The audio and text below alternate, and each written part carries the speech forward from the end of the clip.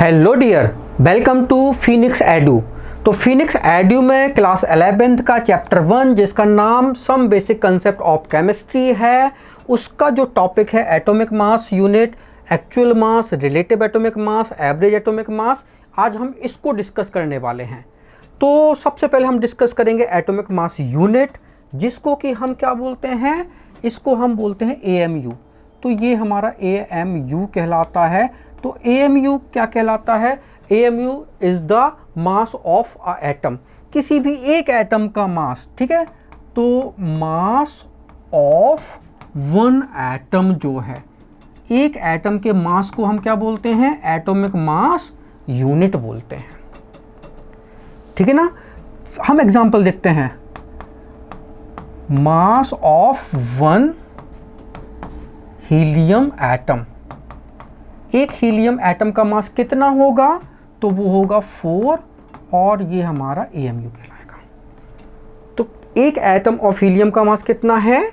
4 AMU, ठीक है। तो mass of one carbon atom, एक कार्बन एटम का मास कितना होगा? 12 AMU। एक सोडियम एटम का मास कितना होगा? 23 AMU। एक मैग्नीशियम एटम का मास कितना होगा? 24 AMU। एक एल्यूमिनियम एटम का मास कितना होगा? 27 AMU, राइट। तो AMU जो है वो क्या कहलाता है? मास ऑफ अ एटम, किसी भी एक एटम के मास को जो है वो हम AMU बोलते हैं। अब ये जो हमारा AMU है, इसको अगर हमें ग्राम में कन्वर्ट करना हो तो हम कैसे करेंगे? तो देखो ज़रा, जो हमारा 1 AMU होता है वो इक्वल होता है 1.66 into 10 to the power -24 gram के, जिसको कि हम 1.66 into 10 to the power -27 kilogram भी लिख सकते हैं, राइट। तो ये जो मास होता है, एक प्रोटॉन का मास भी सेम होता है और एक न्यूट्रॉन का मास भी यही होता है लगभग, ठीक है ना। तो आप ऐसे भी याद रख सकते हो कि 1 AMU जो है वो एक प्रोटॉन के मास के इक्वल होता है। क्लियर है? तो अगर हमें 1 एटम ऑफ हीलियम, इसका मास ग्राम में पता लगाना हो तो क्या करेंगे? तो 4 AMU था और एक AMU मतलब इतने क्या हो गया? ग्राम हो गया। तो 1.66 इंटू 10 टू दी पावर -24 ग्राम से जो है वो हम मल्टीप्लाई कर देंगे। तो ये हमारा एक एटम ऑफ हीलियम का मास जो है वो ग्राम में आ जाएगा। तो मल्टीप्लाई कर देते हैं। तो 4 इंटू 6 24 और ये 26 होगा और कम 4 और 2 6। तो 6.64 इंटू 10 टू दी पावर -24 ग्राम जो है वो हमारा 1 एटम ऑफ हीलियम का मास जो है वो आएगा। क्लियर है? ओके। अब देखो जरा, जो हमारा एक्चुअल मास होता है,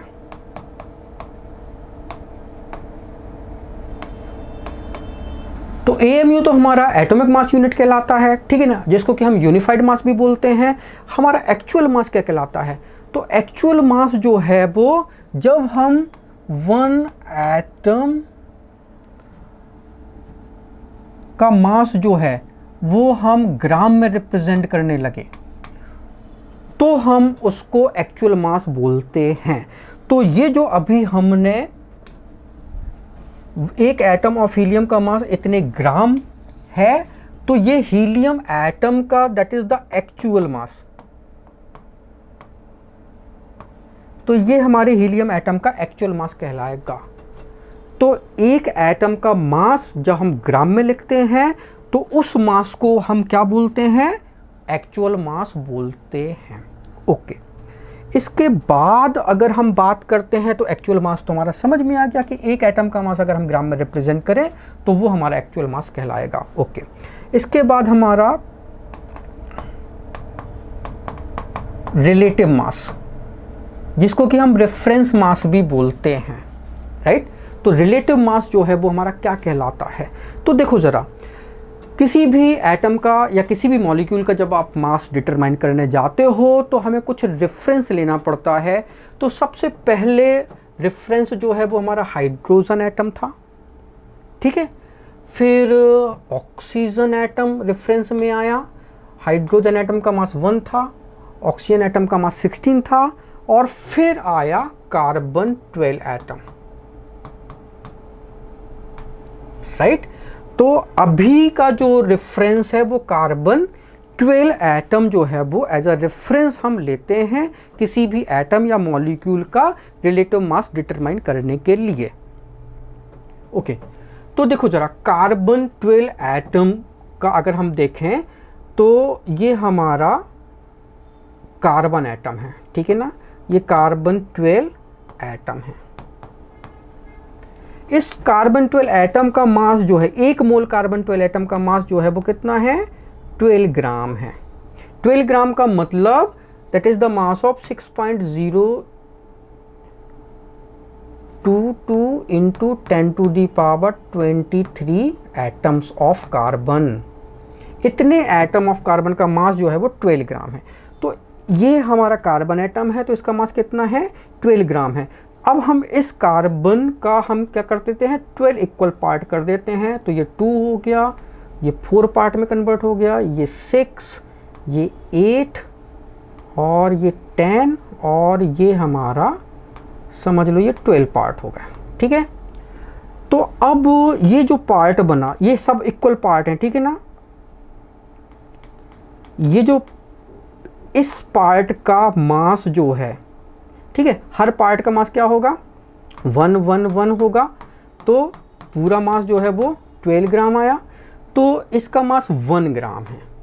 और पूरे एटम का ये क्या है हमारा 1/12 पार्ट है कि नहीं। पूरे एटम का ये पार्ट जो है वो हमारा कितना है, वो 1/12 पार्ट है, और इस 1/12 का पार्ट का मास कितना है, 1 ग्राम है।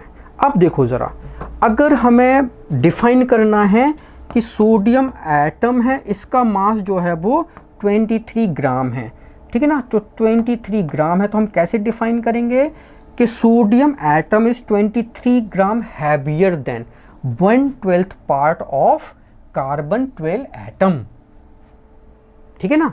अगर हमें डिफाइन करना है एल्यूमिनियम एटम का मास 27 है, तो हम कैसे डिफाइन करेंगे, तो 27 ग्राम एल्यूमिनियम का मास है, तो aluminium atom is 27 gram heavier than 1/12 part of carbon 12 atom. Clear है। तो ये हमारा क्या कहलाता है, रिलेटिव एटॉमिक मास कहलाता है। तो इसको तो हमने रिलेटिव एटॉमिक मास बोला, क्यों, क्योंकि अभी हम एटम के मास को कैलकुलेट कर रहे हैं। अगर हम मॉलिक्यूल के मास को डिटरमाइन करें, जैसे ऑक्सीजन का ये मॉलिक्यूल है, इसका मास जो है वो 32 ग्राम आएगा, तो हम इसको कैसे डिफाइन करेंगे कि oxygen molecule is 32 gram heavier than 1/12 part of carbon 12 atom, right.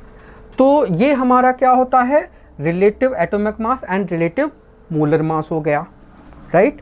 इसके बाद जो आएगा वो आएगा हमारा एवरेज एटॉमिक मास। अब एवरेज एटॉमिक मास जो है वो क्या कहलाता है, तो देखो ज़रा इसकी ज़रूरत क्यों पड़ी। तो देखो ज़रा, एक एटम जो है उसमें क्या होते हैं, आइसोटोप्स होते हैं। जैसे हाइड्रोजन के 3 आइसोटोप हैं, 1H1, 1H2, 1H3। कार्बन के भी 3 आइसोटोप हैं, 6 carbon 12, 6 carbon 13, 6 carbon 14, right. Oxygen के भी 3 आइसोटोप हैं, 8 ऑक्सीजन 16, 8 ऑक्सीजन 17, 8 ऑक्सीजन 18। क्लोरीन के भी देखो 17, 35, क्लोरीन 17 एंड 37। तो एटम जो है वो आइसोटोपिक फॉर्म में मिलता है, और अगर एटम आइसोटोपिक फॉर्म में मिलता है तो फिर उसका हम एवरेज एटॉमिक मास ही डिटरमाइन कर पाएंगे, राइट, उसका एब्सोल्यूट मास नहीं आएगा, उसका एवरेज एटॉमिक मास ही आएगा। तो एवरेज एटॉमिक मास जो है वो हम कैसे डिटरमाइन करेंगे, तो देखो ज़रा, हमको डिफाइन करना होता है कि ये तो उनके मास हो गए, ये आइसोटोपिक मास है, और उनका अबंडेंस नेचर में जो है वो कितना है। तो हमको अबंडेंस जो है वो क्लोरीन 35 17 एंड क्लोरीन 17 37 इनके अबंडेंस पता है। नेचर में क्लोरीन 35 जो है वो 75% मिलता है, और क्लोरीन 37 जो है वो 25% मिलता है, राइट।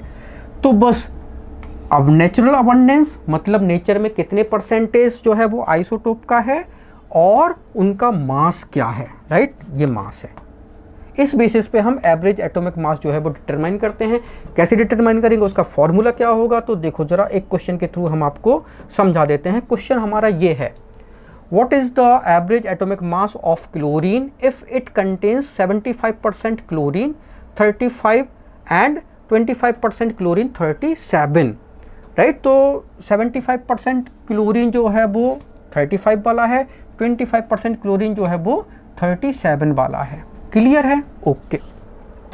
तो जो हमारा एवरेज एटॉमिक मास है,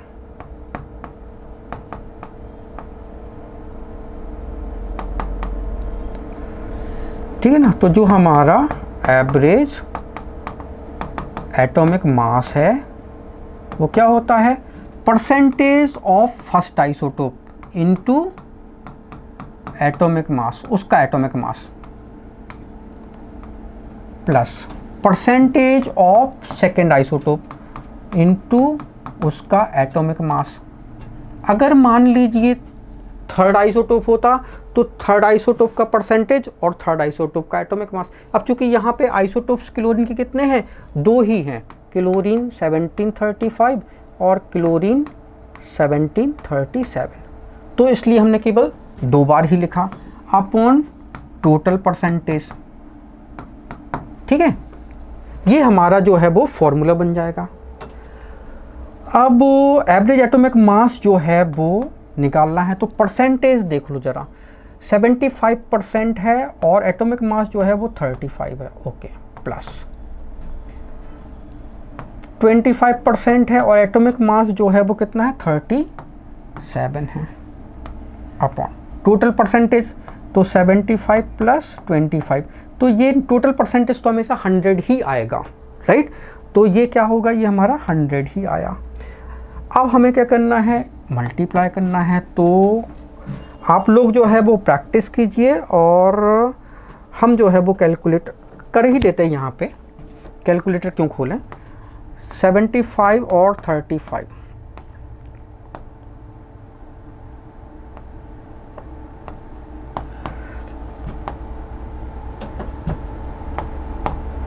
तो ये 5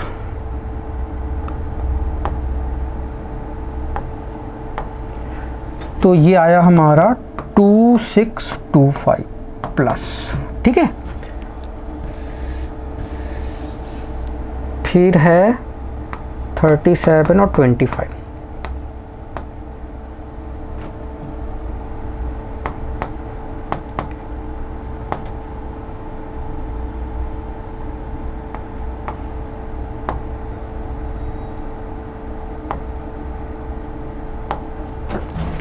$925 और ये आया 100, ठीक है।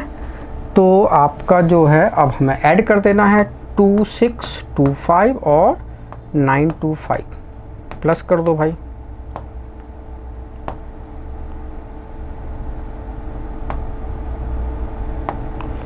तो ये आया आपका 3550/100, राइट। तो ये आ जाएगा आपका 35.50, राइट, ग्राम। तो बस ये हमारा एवरेज एटॉमिक मास जो है वो क्लोरीन एटम का हो गया, average atomic mass of chlorine atom, right. तो बस अभी हमने क्या सीखा, AMU देखा, हमने रिलेटिव एटॉमिक मास देखा, हमने एक्चुअल मास देखा, हमने एवरेज एटॉमिक मास देखा, राइट। तो आई होप कि आपको ये सब अच्छी तरीके से समझ में आ गया होगा। Thank you so much for watching this video. अगर वीडियो अच्छा लगा तो प्लीज़ इसको लाइक करें, उसको शेयर करें। अगर आपने हमारे चैनल को अभी तक सब्सक्राइब नहीं किया है तो प्लीज़ इसको सब्सक्राइब करें। Thank you once again for watching this video.